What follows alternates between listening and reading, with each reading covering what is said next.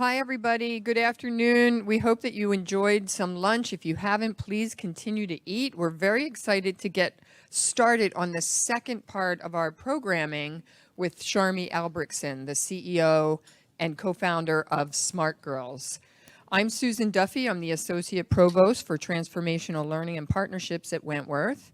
And I'm really excited that, unlike this morning where we had a room of 250 people, to talk with Sharmi.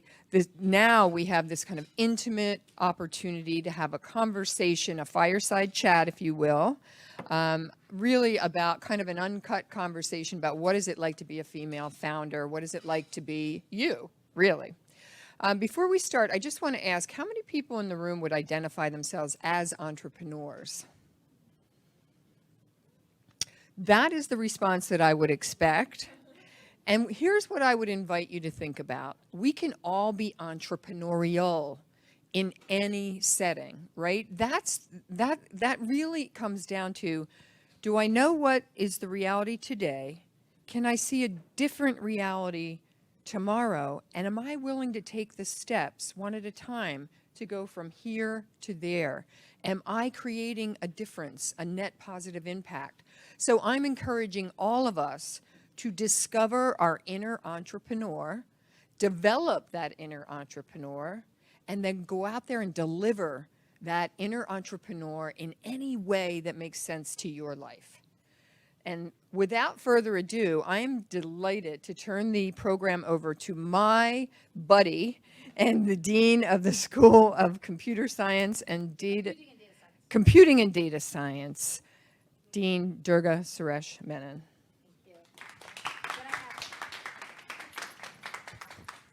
Thank you, everybody, so much for coming. I had like so many things that I wanted to say in my 3-minute talk, and I did not get to do it. And I was like, we can do it when it's more intimate, because especially the students, I don't know if you all noticed in the morning, she spoke for 15 minutes. She answered questions for 15 minutes.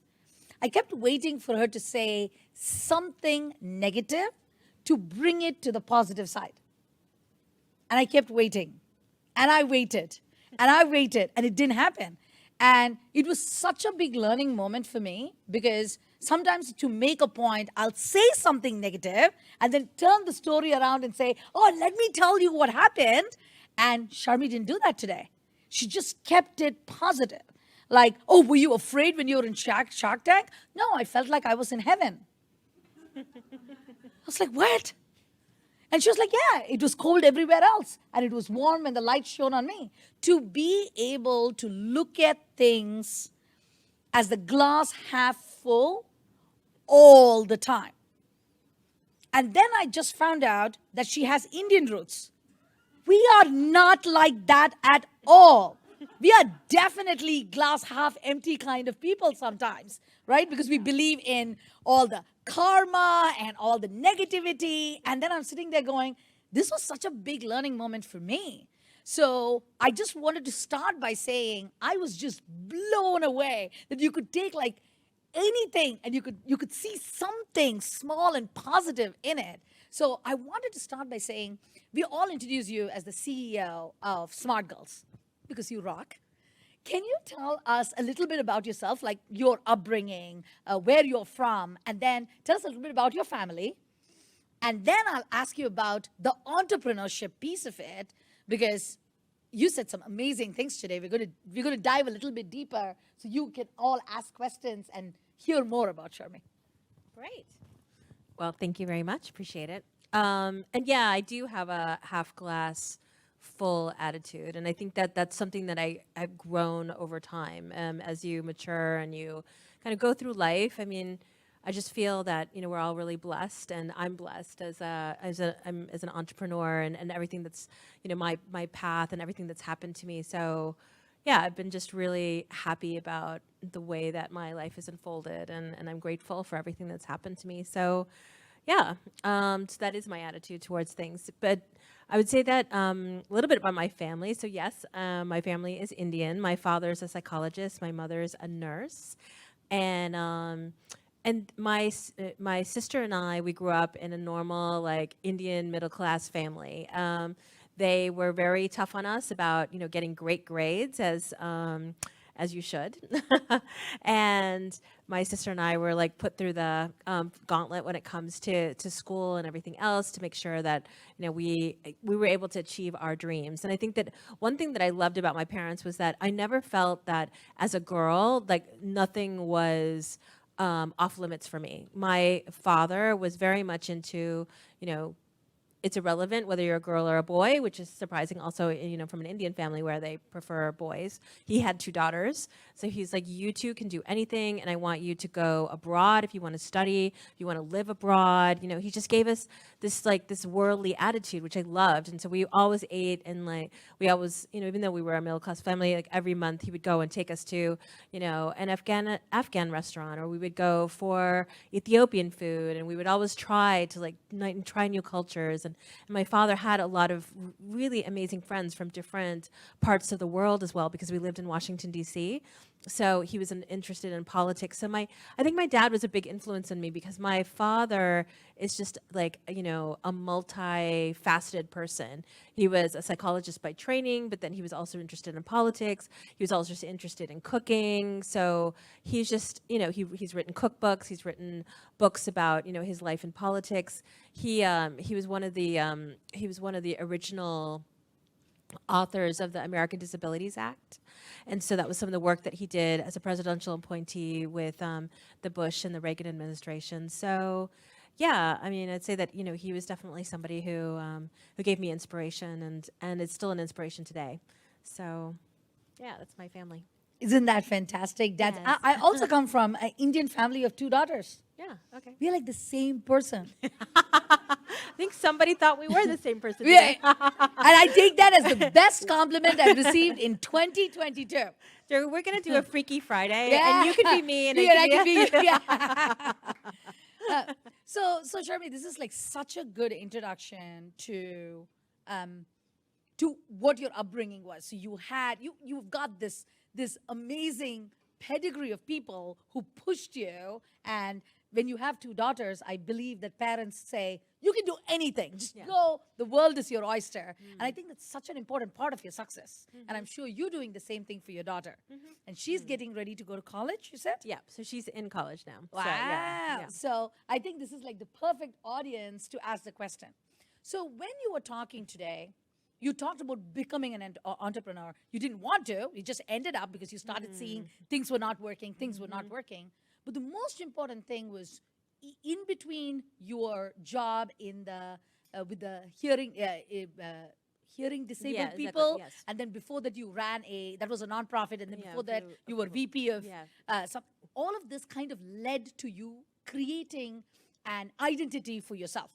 Now, when we asked, are there entrepreneurs here? Nobody raised their hand, even though I truly believe that there's somewhere inside us. For you, what was that turning moment? Yes, of course, you had to say, okay, nothing for a girls exists, I should do something. But that's just a thought, right? How did you create that identity to say, okay, there is a market? So can you tell us a little bit about the process of pre-SmartGurlz? Yeah, definitely. I mean, so I've always had different ideas, of like, ooh, wouldn't it be fun to do a business to do this? Or wouldn't it be fun? I think we all have that, right? Oh, wouldn't it be great if we could open, like, this would do so well here. Like, it's so hot, people need ice cream. This would this would do well here, right? So there's always, different kinds of like ideas that we all have. And, and people also talk about writing books but never do. And so honestly, like, and I know it sounds so crazy, but Shark Tank actually helped me. I actually watched the show and was a big fan of it. And by watching the show and seeing other people start companies, everyday people, it really opened my eyes to the fact that it's not that difficult to start a company, and that if they could do it, and they didn't seem that intelligent, I was like, I could do it.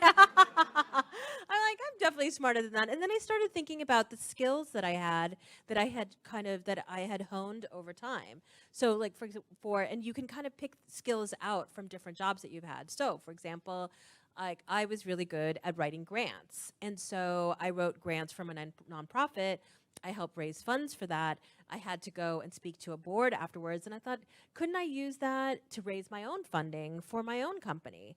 And I was like, check. Okay, so I have that skill and I can use that skill. So I felt confident that I had some of the skills. And then when I didn't have a skill, like for example, I didn't have the engineering skill, then I was able to poach it from my husband. So like I sort of, so it's about, making a list of what you need and then making sure that you have the resources. Because I think one of the biggest problems people have is that they have an idea for an app, but they don't know how to code.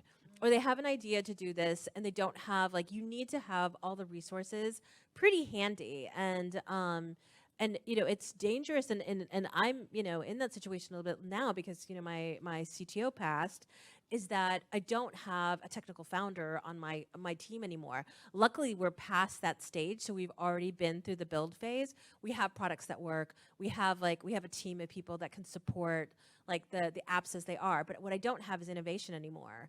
I don't have anybody to help me innovate the next product. And so, looking for that person, especially at the level that I am now, it's not that easy. It's difficult. So we've been looking at potentially being acquired by another company. So there's different phases that a company goes through. But we've been around for almost 7 years. So it might be time for acquisition, and it's something that we're looking at. Oh, that's fantastic. So all my questions are from your talk, actually. I don't know if all of you were there. So one of the things Sharmi said was her first grant that she got was a government grant, and it was for $100,000. And all it did was design and prototype a working product. Yes. Right? So I really wanted to, there are a lot of engineers and designers here sitting among us. So I wanted to kind of focus on the design prototyping piece. And what I really loved was you said, and then I have this team in Ukraine, and I have this team here. And so it really, you never did something just with like 4 people. This was not a garage idea where you came up with somebody in a garage and you said, here is the idea. For you, you truly did that. So can you talk a little bit about, of course you had your husband, but you also needed that team, the team to make the app, the team to actually build. And you said it was hand painted, so you had painters. So you had designers, you had engineers. Can you talk to us a little bit about, and the time, how long did it take from the time you got that 100,000 to the time you had that working? Too long. So it's like and that is the process, and this as engineers, is that's the most frustrating process, is getting a working prototype, getting a working product, or you get a working product. I mean, I have videos that make me cry where it was driving and then it'll just suddenly freak out and collapse and you're like, no. and I kept on, because I'm in marketing, right, and sales, so I'm trying to push this product out as quickly as possible, because the longer time that you spend in prototyping and product creation, it's very expensive and it's very time consuming.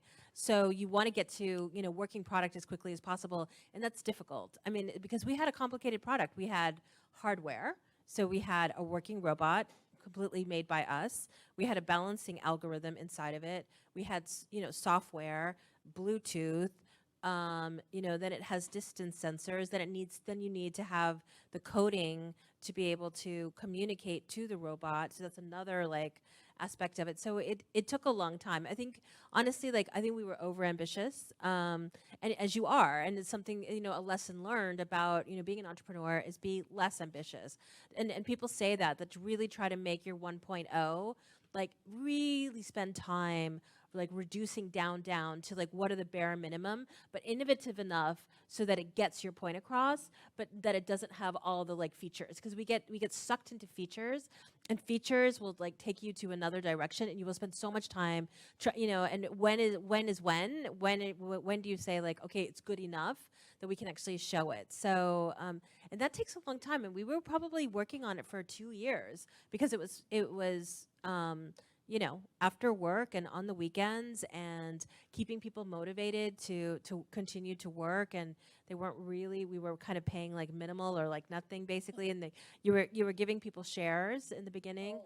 So they're earning shares as time goes on. And so it's a messy and difficult process, but welcome to engineering. So I was just going to say, I saw Angel. Where did Angel go? Computer science students, this is called feature creep that she's talking about. You'll learn about it in software engineering. Go to your lectures. No, but we talk about this. Yeah, we actually yeah. talk about this in software Yeah. engineering as to, and you know, the kiss principle, but nobody Yeah, follows it. yeah. Keep it simple, stupid. Nobody ever does it because it is your baby, though. So you yeah. want it to be Yeah, perfect exactly, in yeah. every single way because Yeah. it is your vision that you're trying to put into the product. yeah. That's fantastic. And you'd be surprised, actually. People were impressed with less features. So yeah, I mean, with like the things that I showed at Consumer Electronics Show, some of the things that they thought were really unique and everything, or like I could have had less. Let's just say that, and that was also a lesson learned of like, oh, okay, I didn't need that, but you don't know. So I think another thing to think about is doing a lot of testing, showing it to people, getting their reaction. Again, I can't tell you more than enough. Go and test stuff out at every level. And for me, it was always stop and go. Like I would go and test it out with children. I would go and test it out with schools. I'd go and test it out with like I had a group of what I call like the SmartGulz advisory group. So I had 12 girls who were, a little bit older actually. So they wouldn't play with the products, but they remembered what it was like to play with the products. So they had they could talk or they could articulate about what they knew because they could remember what it was like to play like that, and they were a little bit more like eloquent, and so it was easier to work with them. So yeah. So you did all this and you worked your butt off. Yes. And then said no to Walmart. And I was sitting there and I was like, wait, you did what? Right? And that is the courage, right? It is the courage to be able and have the conviction to be able to walk out. Yeah, and so it you have to was tell us like- all about it and then tell us not to do it or do it. Yeah, and now looking back at it, do you regret it? I don't regret it because I think that the changes that they wanted were so significant that the product was no longer educational. And I was like, okay, I don't want to make toys. Like, I don't want to no longer make educational products because and it was not because they didn't want the educational part. It's not that, it's just that they didn't value it, and they didn't value it with regards to the cost of it. So as we were taking away features to make it cheaper, one thing that got taken away was the ability to code the product, and I was like, all right, that's a no-go. Like if you can't code it, then it's basically like an RC car, and I mean anyone can make an RC car, so you don't need me for that. So so it kind of happened on its own. But I as I said, I was willing to almost go down to $1 in profit to get Walmart because I wanted to have that name and be able to say, yeah, I sold to Walmart. But when we couldn't meet their pricing, it just was like it was a no-go. And then I wasn't willing to like dumbify the product to the point where so sad but true.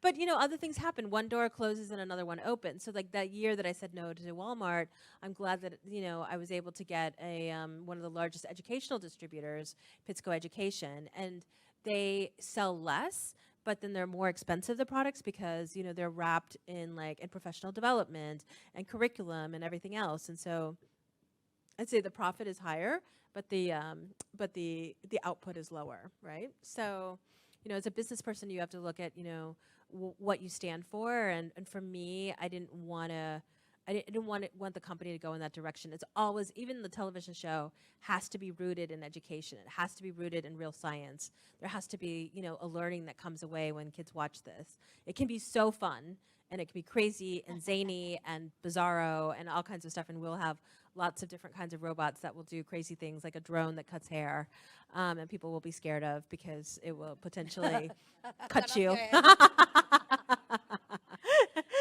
We have a drone that cuts hair, and it's pretty frightening. It's like people look very frightened when it comes towards them, and we also have robots that do shaving and things like that. So yeah.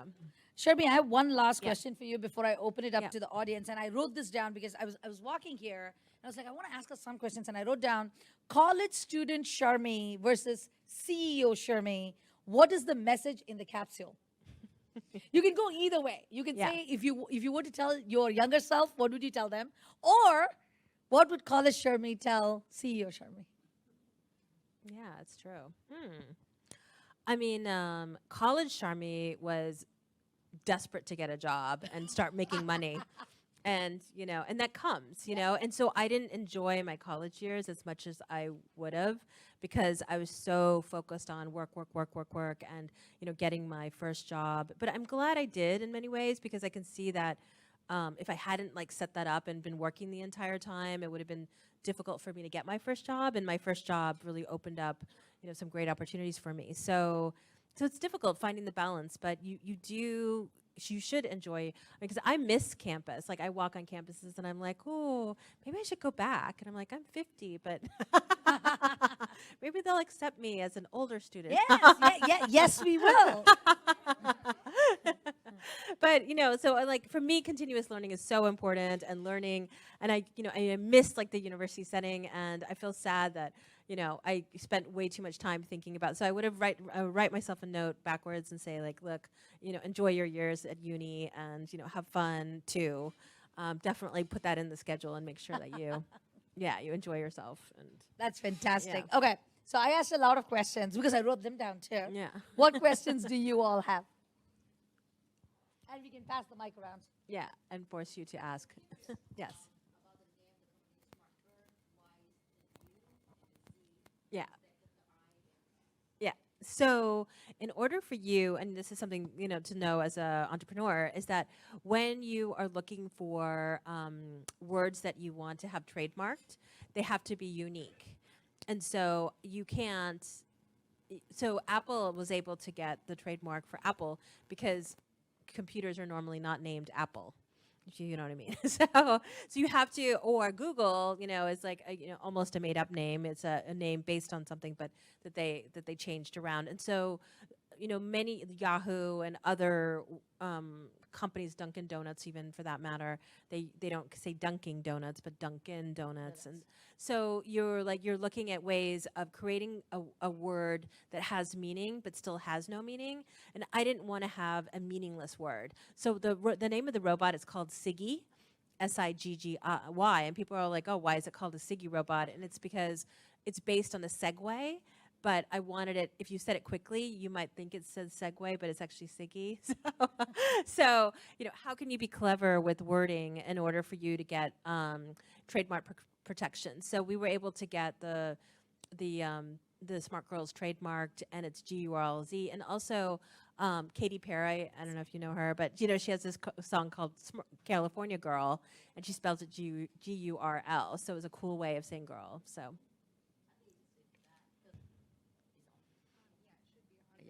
Yeah, thank you. I think you succeed to doing that, because my first time when I got the email from school that you coming, and the name of that get to my attention. Like, why she do that? So I started to do research about your company, and I interested with that one. And today you answer me. That's correct. Yeah, oh, okay. Yeah. I mean, people are like, well, if they're smart, why can't they spell girls? And I'm like, you're right. God damn it. Also, I have one more. But It's I'm not like, the they're so question. smart, they know how not to spell it. So it's like they know it's a trademark. Ta-da! So, but yeah. I have one more thing. It's not the question, but so today, the third time within a month, I experienced about the power of saying no. I'm right now have a co-op with Keurig Dr. Pepper. So I think 3 weeks ago, I have a meeting with my manager. We were talking about I'm working for them, but I have some event in school and going on, something like that. She gave me an advice that learned about the power of saying no. But at your level, tiger level, maybe easier to do that.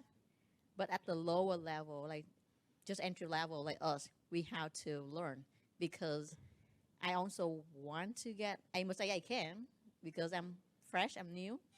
But then sometimes it may make me overwhelmed, stressed out with I handle so many things. That's so funny. We were just talking about that. Yeah, Just that's why talking today about I that.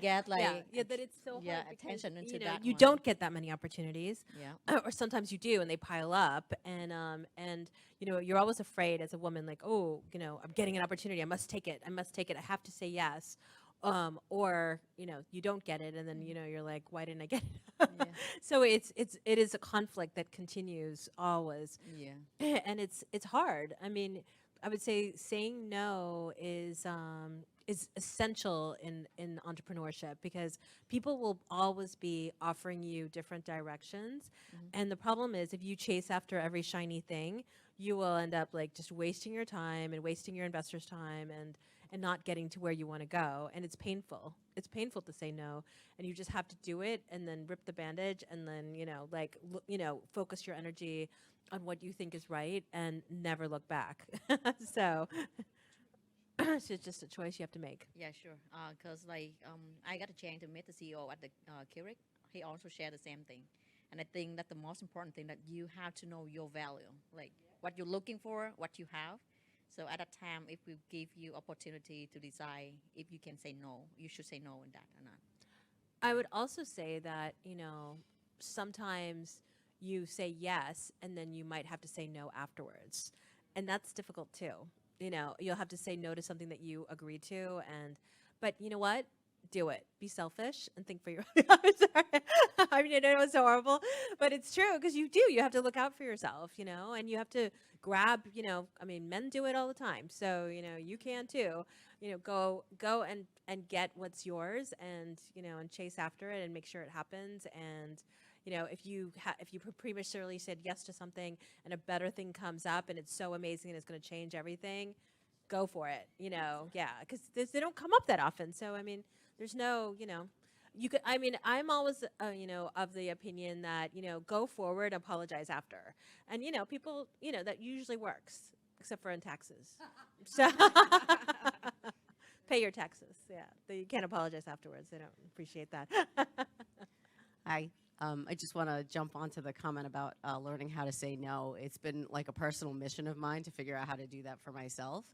And I realize, we often say, oh, it's selfish, but really it's self-care, more than it's selfish. And even if it is selfish, it doesn't matter. We should redefine the word, because like as a faculty member, I feel like if I'm completely tapped out, I can't give anything to my students. So at the end of the day, it's actually like you're doing everyone else around you a favor as well. And I always remember, like, I finally started flying again, and when the flight attendants say, put on your own mask first before you help anyone else. It's such a critical, like, it's one of those little things that slips by you all the time, but it's so true. And, women, I think, we're taught to say yes all the time and be placating and pleasing and helpful. But you can be just as, if not more helpful by taking care of yourself and not overextending yourself. And we're all going to have times when you start your own business, when you do certain things where you are going to do that, but pick and choose.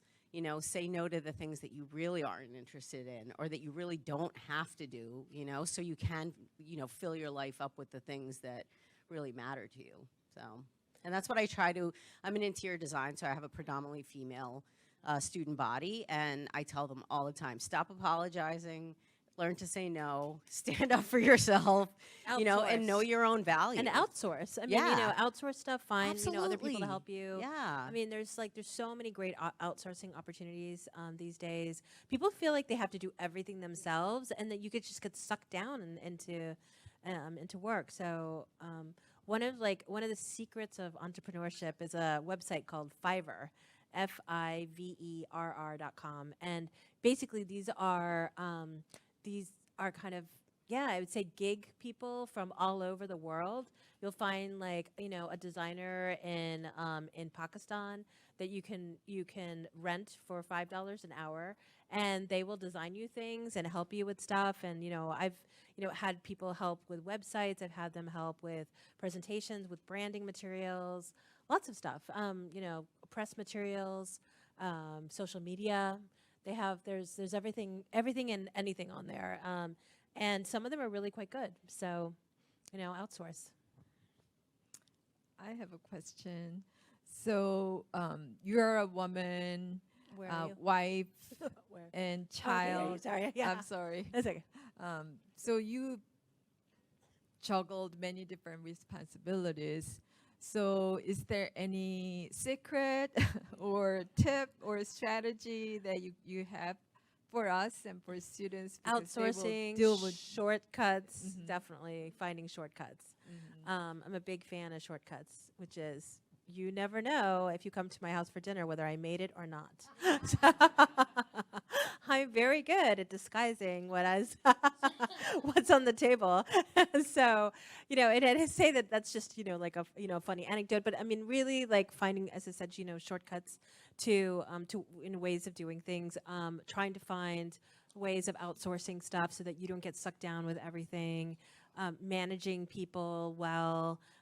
Interns, I mean, interns have been a godsend to me. Like I've built my company on student interns, and I've given them great opportunities, and making sure that they walk away with like lovely recommendation letters and everything else.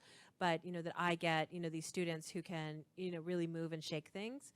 I mean, one of my students did all of my packaging for this was a big job for her. I mean, at the end, she was able to she actually even designed my my Shark Tank like setup and everything, and designed the way we had a tuk-tuk that was like behind me that we were going to drive in, but then they wouldn't let us drive it in for they were afraid we were going to run over the sharks or something. So, but we had a tuk-tuk that was completely designed, and she actually designed that as well. So for a 22-year-old design student, she was able to do set design for Shark Tank. She was able to do packaging, all kinds of stuff, and that her role grew over time, and she eventually became our main designer. So yeah, but started out as a part-time student basically. Yes. Hi. So I'm interested to hear more about the sort of initial systems and design process that kind of got you started. How did you know, that the design that you have, you were like, yes, like this is the design that I want to go with, and sort of how did you arrive to that, and what brought you there? So the design of the robot, I wanted to have something that was fashion forward, because it was for girls. I wanted it to look very different than any other robot that was out there. And we really thought about it when I brought this girl advisory group together.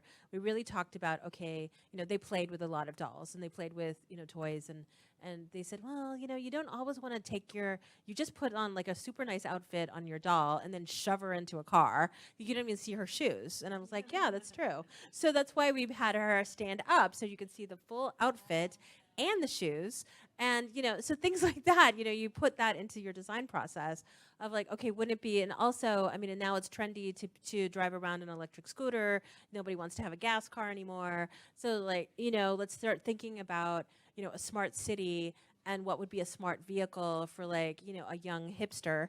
And that would be like an electric scooter that she could stand up and just drive and, like not mess up her clothes and, have her shoes showing and et cetera.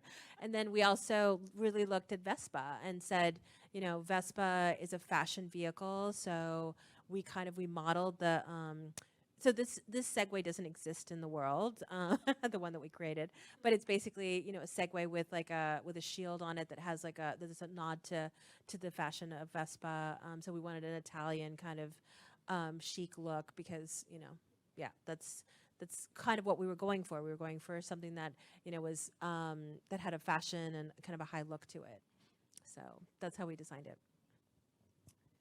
So I'm curious, Sharmi, about your Yes. the Shark Tank experience, because same as you, my husband and I are junkies, and still waiting for him to think of the thing, because Yeah. I just don't have the time because I'm doing all the other stuff, and he watches it more than I do. But we do love it, and I'm curious. You hear them talk about what are your sales, and then once you get a commitment from somebody, what's it like to work with a shark? What how hands-on are they? Because I actually invited. The woman who, Tracy Noonan from Wicked Good Cupcakes, she came and spoke at a chamber for me because they were local to Massachusetts in Hingham, and Kevin O'Leary invested in their company. Yeah. So when I was president of a local chamber, I invited her to be one of our keynote speakers because, again, fascinating story, local person, working with her daughter. So I'm curious what it's like.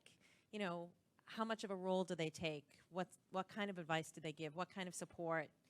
Who do they introduce you to? Because we see some of the story bits. Yeah. That they show, but I'm really curious what it's like. The Yeah, backside. behind the scenes, each shark is very different. And so I have a couple, because once you become like a Shark Tank alumni, then you become part of Shark Tank alumni groups, and you hear about other people's experiences and stories. And so every shark is different, and every shark has a different way of working with your company. Damon traditionally is really hands off. I mean, he's definitely not somebody who spends a lot of time. He has an entire team that you end up working with. And so the first thing he did was introduce me to his vice president of licensing. That was kind of our deal, was he was going to help us with licensing. And so each one also comes in with something as well. They usually say, like, I want to, this deal is based on this. That was the same thing with Kevin O'Leary and his Wicked Good Cupcakes deal.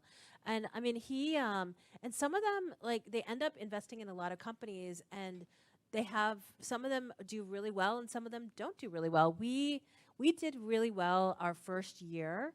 Like really well, like we did $1 million in sales, like boom, like, in a month, basically. That threw us off completely, and it was hard to kind of recover after that, because it was just a lot for a small company, and we weren't prepared, and we had, I mean, people were just working like crazy, like, and like our distribution company was like ready to quit, and they were so unhappy. They were just like, we don't want to do this anymore. This is not our company. And I was like, do we need to go out there and like, live in the warehouse and get these products out and stuff? So, a lot of like growing pains and mistakes from that. But like now he's more of an advisor, and I would say that we use him when we need him, and we basically hire him out. So if we need him for an event or something, we just pay his hourly rate and invite him, and he'll come out. Or if we need him for an introduction, we use him in that way. But it also means that, I mean, I renegotiated my deal with him, so he doesn't have 30% of the company. He got a lot less. So something that people don't know is that in the tank, the handshake is just a handshake. And then you walk away afterwards, and you end up, most of the deals, 60% of the deals that were a handshake done, change over time. They either get dropped or they metamorphose into something else. So it's rarely like the deal that you walk into, and those deals are not very good. I mean, it's 30% for not a lot of money, and you don't necessarily want to give that away, but you want to say yes if you're in the tank, because you want to win the tank, right? So. But you just need to know that afterwards. And then afterwards, one little funny thought is that whether you win or lose, or how terrible you do, they make you spend an hour with a psychologist. Because so I walked out, and I was like, suddenly the psychologist was sitting with me, and I'm like, hello. And he's like, hi. And I'm like, why are you here? And he's like, I have to speak to every single Shark Tank participant, because some people have such a terrible experience, and then we're afraid that they're gonna potentially hurt themselves. So he said, mine was not like that. No, but yeah. Yeah, exactly. Or that you're a cockroach or whatever. I mean, they can be pretty harsh, so really aggressive and mean, and people walk out of there in tears and just, broken, basically. So that luckily didn't happen to me. But Hi, Sharmi. Yes, Thanks hi. for being here. Sure. So my question is about revision and resilience. So I had the pleasure of meeting a couple of Dean Durga's alumni the other week, and one thing I learned from that conversation is that code doesn't always work. So my question to you is, in bringing this product to market, what was the time that you had to revise your plan, and how did you stay resilient through that? And then also, I was wondering if your product teaches students about the value of resilience and reworking their ideas to make it work in the end. Yeah, so resilience, I mean, we start with that. And, as a creator and someone who is writing code, or, working with coders, making a product, you do so much debugging and debugging. And if you put out a product that is not properly debugged, you end up in some major, issues. And the problem is that a lot of times the people who are testing the products are actually people who have created them, and they know how to do the workarounds. And so what you want to do is take it to a naive person and videotape what they're doing. And then you will see, like, all of the mistakes and the bugs coming out, and instead of giving it to the creators, because I mean, they will always, and they don't mean to, they just know how to work it. So and work around it and be like, oh, okay, well, this is acting weird, and they'll do something. So and that was an issue that we had internally, definitely. So we had to go and take it to like people who have never worked with it before, and say, okay, work with it, see what's your experience, and take video and everything. And it was pretty eye-opening, I would say. And And that is just that is a hard process, and it takes longer always. So give yourself more time. Create fake deadlines where you say this needs to be done by this. I mean, we had a situation where we were on Shark Tank and our app was not ready, and it was like, you know, we were working up until Christmas Day to get that that app running, because suddenly you had thousands and thousands of kids downloading an app, and you know, it had to be there and it had to be ready. So really frightening, actually, and like so worried that we were just going to get bombarded with calls. And we had a few calls, but not a lot. And I was like, thank you. So yeah. And then as far as resilience, when it comes to coding for kids, one thing that we try to do is we try to put like prompts in there. So if you make a mistake, like we have a whole tutorial section. And so, you know, if you make a mistake, we just go error, or, you know, which is horrible. And you're like, well, okay. And then you get maybe defeated. But here we'll say, oh, you didn't do it right, try this. Or, you know, here's a hint. And then, you know, after 3 times, we give you the answer. So you're not totally frustrated, and you can move on because you want to get the answer, then move on, and instead of just, you know, trying incessantly. So we give you 3 times, we give you 3 hints, and then we help you. So that's one way of like also reducing frustration for children and learning. Yeah. Hi, Sharvi. You did mention during your speech that you had to learn how to code programming languages like HTML, CSS. I wanted to know, how long did it take until you felt comfortable, and were you intimidated going into it, like 100% knowing that it is a male-dominated field? And if so, how did you overcome that? I want to know because I'm a comp sci student, and here classes are majority guys, so it's like 3 girls in a classroom. So it can be a bit frustrating working with like a male-dominated, in a male-dominated field. So I want to know how you overcame that. Yeah. Yeah, I mean, if I'm honest, like I don't like to be in male-dominated fields. Like I personally have been, you know, working in medical devices where, you know, it was pretty much like 95%, 99% male, and there was like me, and I didn't feel comfortable there. And I always wanted to bring in more women, and I didn't thrive in those environments. So I was always looking for, you know, my advice would be, if you're in a male-dominated area, to try to find someone else. Maybe they're not on your campus, but then find them online, some support, so that you've got someone else to talk to who's a girl, and you can have a powwow with. And then as far as like coding goes, I mean, I felt that coding, especially the coding that I was doing, you know, was very job related. So, you know, I had a specific task in hand, and it wasn't like I was working on a big project or anything like that. I mean, it was just, okay, I needed to get this done. So, you know, how do I make it happen? And so it was kind of, I never went and formally learned how to code. It was something that I taught myself over time. And I taught myself kind of project by project, like, oh, okay, I need this. Let me see if I could do it myself. Just because at that time, I didn't have Fiverr, but now I do. So at that time, you know, I would have just paid somebody in Pakistan to do it. But, you know, at that time, I didn't have that opportunity. So I was doing it myself. And I'm glad I did it. I mean, I'm glad that I learned the basics, because then when I had to go and teach it, like, I knew how it was built. And I knew, you know, the right way of being able to teach it to children. So, yeah, I mean, so I wouldn't be like the best person to give you advice on that, just because I learned it in a funny way. Like, I'm not I wouldn't call myself a coder. Like, I wouldn't be able to make a living from doing it. You know, it was done like on a project by project basis. So, yeah.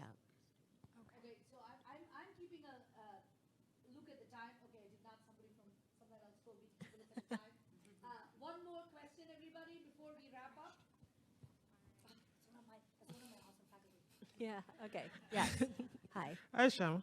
I'm very excited about this project you are doing, and I'm excited for my dean. Yeah. So I'm just curious. Do you have like, do you do some research with the robots, like finding out, getting some post-purchase data about the impact? Or because this is for, I mean, educating kids about coding, girl child.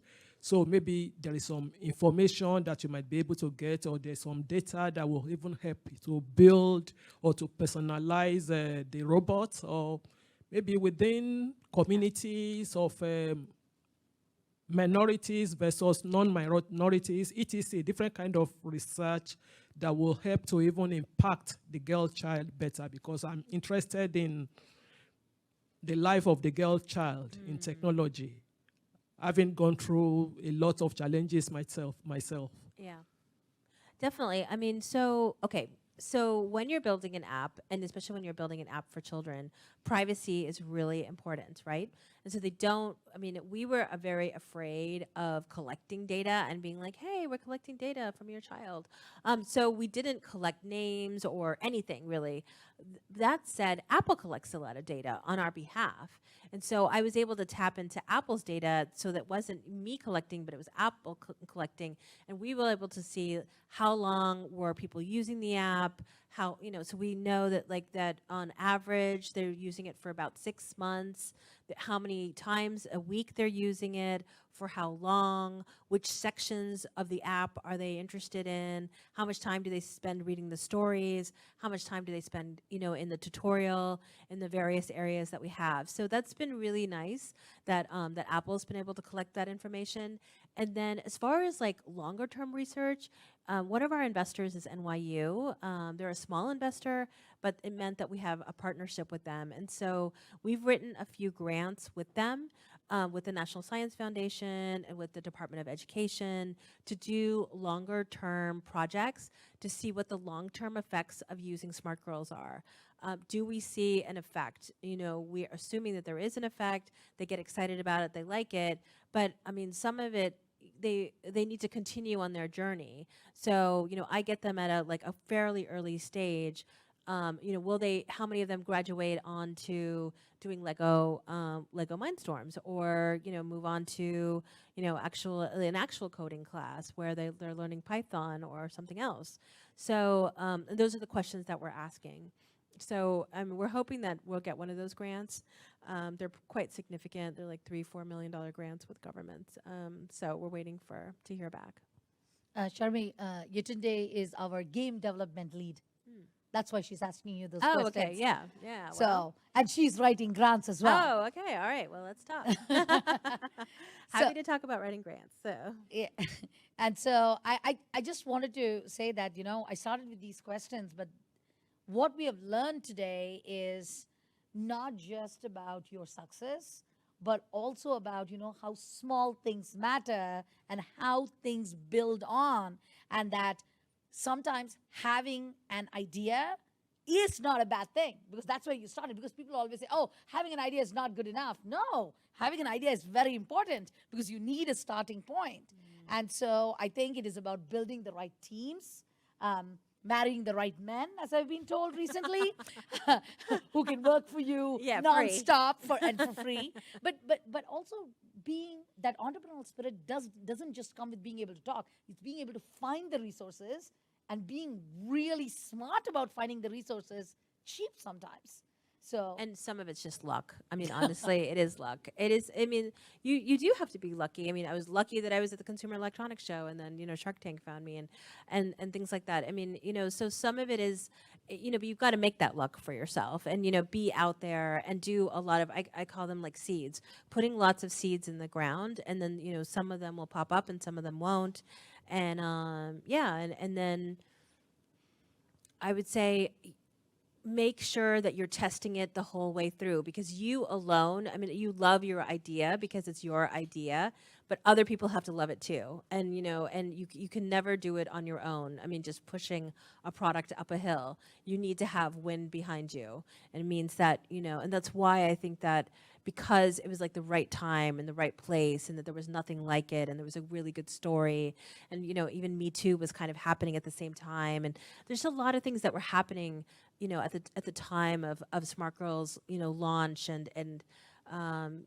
helped with the discussion a lot. So it's more than just a good idea. It's about, you know, the macro of the situation. And I think, like, you know, I'm surprised we don't see more innovation because of COVID. I mean, we've had like 2 years of COVID, and, you know, like Zoom has been our only innovation. I mean, come on.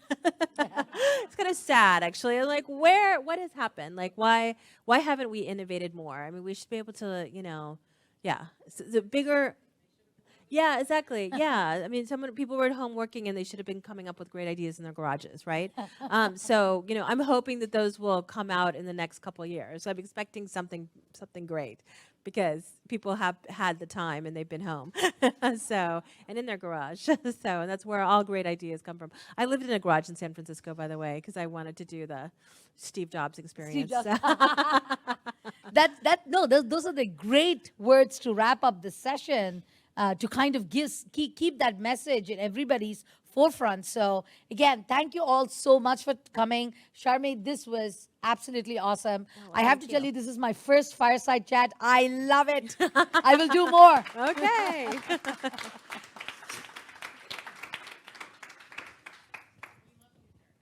Thank you, Durga, and thank you, Sharmi. And let's just end with this. We heard about an idea, a seed. Every one of you has ideas of how to make the world a better place. All you need to do is take one step. You don't have to have it all figured out, but don't shy away from that. Take one step, experiment, test, and move forward. You are all entrepreneurial. So let's end. Who here are entrepreneurs? Oh, there we go. Well done. Thanks very much. Sharmi has a few more minutes. If you want to come up and have a question, please do. Have a great day.